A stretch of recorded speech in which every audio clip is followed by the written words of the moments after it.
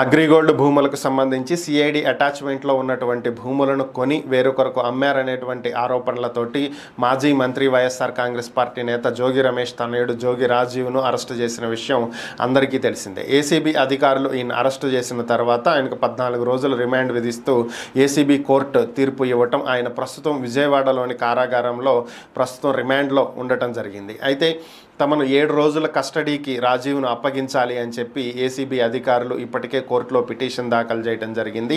అయితే ఈ కస్టడీకి సంబంధించి కౌంటర్ దాఖలు చేయాల్సిందిగా రాజీవ్ తరపున న్యాయవాదులకు కోర్టు ఇప్పటికే నోటీసులు కూడా ఇవ్వటం జరిగింది. అలానే రాజీవ్ కూడా తనకు బెయిల్ ఇవ్వాలంటూ ఏసీబీ కోర్టులో మరొక పిటిషన్ దాఖలు చేసినటువంటి నేపథ్యంలో దీన్ని విచారణకు చేపట్టినటువంటి న్యాయస్థానం దీని మీద కౌంటర్ దాఖలు చేయాల్సిందిగా ఏసీబీ అధికారులకు కూడా నోటీసులు జారీ చేసింది. ఓవరాల్గా ఈ 2 కేసుల్ని కూడా ఈ నెల 16వ తేదీన అంటే రేపు విచారణ జరుపుతాము అని చెప్పి కోర్టు తెలియజేసింది.